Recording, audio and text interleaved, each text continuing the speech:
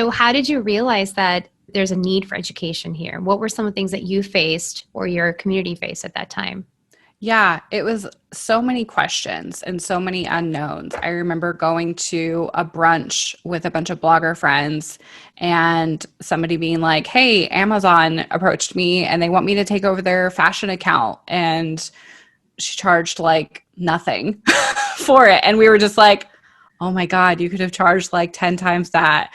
Like, Yeah. there was like a couple of moments like that where it was just little light bulb moments, whether in person or online things that we were seeing, and just not a clear, like, go-to resource for bloggers. It was mainly other bloggers kind of like writing a blog post to help, like, hey, Mm-hmm. I learned this. This might be helpful to you, which is amazing, but there was not just a go-to spot for it. So now you've made that a go-to spot. You fill that void Yeah. because truly you are the place to be for all things blogging, in my Yes. opinion. Yes. And so how did you position yourself to be that way? How did you position Thrive to be that way? What were some of the steps that you took? Well, first, just owning it and saying, like, when we redesigned our website a little over a year ago, I put it on the homepage. I'm like, no, we are the number one resource for bloggers. And sometimes Yeah. you have to just like own it and say that this is what I do and I am an expert in whatever niche it is. Like, you have to own what you are good at and know that nobody else can do it the way that you can do it and you have a unique spin on it. So it was really owning it and then being able to back that up. So then being able to be like, okay, anytime anyone has a question, we want to be able to point them to a resource that is on our website. So whether Mm-hmm. that is a podcast and like the show notes, or whether it's a blog post or an affiliate link to a partner of ours, like, we kind of had that moment a few months back where I was like, okay, we've got this stack of questions that we're getting that I have to send them to another place, another website other than us. And I am not okay with this. And so we had to sit down and batch it out and batch out this content, because I'm like, I always want to be able to point back to what we are doing because we've done the research, we are the experts. And I know that when they come to us, they're going to be able to trust it, know that it's strategic, know that it's relevant, and it's not bad information. Not that people are putting information out there on purpose, but that it's Mm-hmm. information that is like actually going to work for them. Mm-hmm. We don't do fluff. We don't do anything that is just going to waste your So time. what is your maybe 3 tips on owning that mindset? Like, what would you actively do to adopt that mindset or to integrate it into your thinking? I think it has a lot to do, for me, it's like with what I am feeding myself. Like, what am I listening to? What am I reading? What am I filling my cup with? When my cup is empty, then things just don't work and I can't give at all. And so, like, feeding yourself those positive things that you need to hear, to whether Mm-hmm. it's like education or whether it's just affirmation. For me, that looks like podcasts when I am driving, or listening to an audiobook when I go for a run. It's that type of thing. And then it's really like having a mantra or having something that you like remind yourself of, like, learning is fun instead of Yeah. learning is hard. This is hard. Oh my God, this Yeah. sucks. Like, reframing it to be like, no, this is great. I am learning. I'm growing. Learning is fun. That has been something I've learned even just over the last year of like, okay, like taking that negative, like, oh, I don't like to do this. Technology is frustrating me. I can't wait to hire a tech person. How can I reframe that right now? And like, it really comes down to like reframing for me. So like, what are you putting in, reframing things, and then like having a mantra, having something that you can always kind of go back to, like when things are like feeling challenging, when your confidence is low, be like, no, no, no, I already worked through this. I'm not going to rework through it. Maybe you need to go journal it out. Like, I'll journal, I'll write things out, I'll talk to my best friend and I'll work through things. And then when those things start to come up again, being like, no, I already did that work. We're not going to go Yeah. redo that work again. Yeah. I love that. I love those tips because I think they're all so important. You're absolutely right on that. So tell me, what's your anchor when things do become challenging or when you have felt a setback? What's your anchor? What helps you lift yourself back up again? I kind of retreat for a bit. I'm like that typical Enneagram 3 where I will hide and will ghost from everybody and have to post on Instagram and be like, I'm still alive. No, really, it's taking moments in my personal life to connect with friends and to connect with family, to connect with my husband, to say no to being on the computer for an extra hour so we can go for a walk before it gets dark. It's little moments like that. And then when it does tend to get a little too heavy, I really have to focus in on my morning routine. Honestly, I have kind of set a hard start for my day at 9 o'clock every morning, unless there's like a retreat or a conference or something and an emergency, obviously. But I try to not to start my morning until 9 a.m. And then if that means that I need to catch up on sleep, I catch up on sleep. If that means I have the energy to go for a run, I'll go for a run. If that means that I need to sit in my chair or sit out on my porch with my coffee and read and journal, then that's what I do. But that has helped so much because otherwise I would jump out of bed, be like, okay, let's get dressed, let's grab food really quick, and let's immediately get on the computer and get to work. And then I would just constantly go to bed thinking, oh my gosh, I got to get up and I got to tackle this thing. And there was not ever a moment for me because then when work ended that day, it was other things, right? Like it's things around the house, it's spending time with friends and family, it's all that other stuff. And there was I'm like, where is time for me? This elusive self-care that everybody talks about. And so that helps anchor me a lot.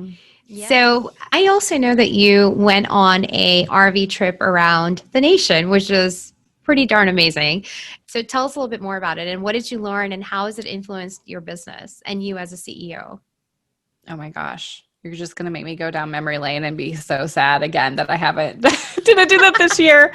We've talked about it so much this year too. We're like, we should let's go buy a truck and a trailer. No, we had just hit that point in our lives where we're seeing these cool stories of people doing stuff like that, going on these adventures. And we're like, let's do it. Why not? Basically, yeah, just why not? And so we saved up for about a year because we didn't want super financial pressure or anything when we were doing it. So we saved up for over a year. And then, yeah, we sold our home, sold everything, really stopped, a year before buying anything because I'm like, well, why would I buy this decoration for my house or this new Christmas was hard because of course I want to decorate my house and buy all the new things. Yeah. And I'm like, I can't buy this cute little Santa because I'd have to store it or sell it. So yeah. And then we took off in July of, I think it was 2017 and took off for a year and it was amazing. It kind of refocused us on what's important, what matters. If everything goes crazy, like a 2020, how are we going to handle it? How are we going to deal with this? It kind of reaffirmed me, if anything, of yeah, I don't want a 9-to-5 job. I want to do something on my own. I want to have the flexibility and the freedom to go do something like this again, to, if anything were to happen and we needed to sell our house, that we'd be fine and we'd go live in a trailer and my job would support us and we'd be good. Did you start sponsorships during that time, collaborating with brands at that time? Or is that when you started doing more Thrive, conference stuff? I mean, you were already doing it before then though, too. Yeah. So we had already been doing the conference. At that point in time, we had two conferences, I believe. And that was when the second conference that we had just went so well. We had already been working with brands and everything, and it just exceeded expectations and kind of lit a fire under me to be like, hey, there's something here. Well, I've had such a great time talking to you. And, we've talked about your journey. I feel like there's a lot of times we are lonely and sometimes we don't have the funds to seek out mentorship or a coach. And it's so nice to be able to have that, even Yeah. if it's from afar, but you still have access to information. You still have access to knowledge. And, if somebody messages me, and I think this is true for you too, if somebody messages you, DMs you, emails you, you respond. And I respond too, because I feel like if I'm saying I'm going to respond, I'm going to respond. I think it's so cheap for people to be like, oh yeah, message me, call me, whatever, and then act all like as if you're like God and you can't talk to somebody anymore. I don't even understand that. The worst. Like, well, you told worst. me to email. I'll usually say that sometimes too, especially if it's somebody like with a bigger following or something. I'll be like, hey, you told me to email you, so Yes. I am. Seriously. Well, I'm just going to kind of run through some fun facts with you just to kind of Okay. see where your downtime lies. So tell me, what is your favorite book? It could be fictional, non-fictional. Okay. I've got two I'll give you. So more, I guess, like creative, businessy. I love Big Magic by Elizabeth Gilbert. Oh my gosh. I've only read it once. I've started it again, and it's just, I don't know. It's a good one. I've never read it. Really? Oh my gosh. It has a lot to do kind of with what we were talking about today with like, not staying in your comfort zone and getting outside of it, and kind of the things that can happen when you stay in your comfort zone instead of doing those things, and how you'll start to see them pop up in the world because somebody else did it, and like that magic kind of transferred to somebody else. And I don't know, it's very good. And then if I'm just reading something super fun, then A Girl's Guide to Love and Supper Clubs. And it has food and it has romance, and it's just a good, easy read. Oh, nice. I might just also get that on my Kindle. Awesome. And then, so are you tea, coffee, or pumpkin spice latte? All of the above. All of the above. Mostly coffee. I'll do pumpkin in my coffee. I can't do too much milk because it'll just make me sick. But if I'm overloaded too much and feeling nerves, then I switch to tea. Yeah. I also go through my different roller coaster of different teas or coffees, but I just need something. I need some really strong caffeine in me. Yes. And then what's your favorite biz tools and resources? I have like go-to ones that can't stop using, like Flowdesk and Plan for Instagram. Those are like tools that we just use all the time, as well as like Canva. Oh my gosh. I'm graphic designer by trade, and still Canva is the easiest thing built for entrepreneurs to put themselves out there. I love Canva. I feel like Canva should be definitely in the entrepreneur's toolbox, any business toolbox.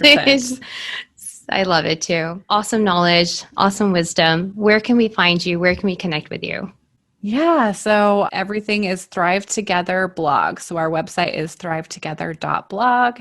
Our social medias is Thrive Together blog, and that will link you to everything you need. Yes. And then also the podcast is there as well. Everything is on that website, and all the links will be in the show notes as well. So, and all the links to all the books and everything as well. So thank you so much, Bree, for being on the show with me today. I had so much fun talking to you and just getting so much insight into the business world. So thank you so much. You're so welcome. Thank you for having me. Thank you.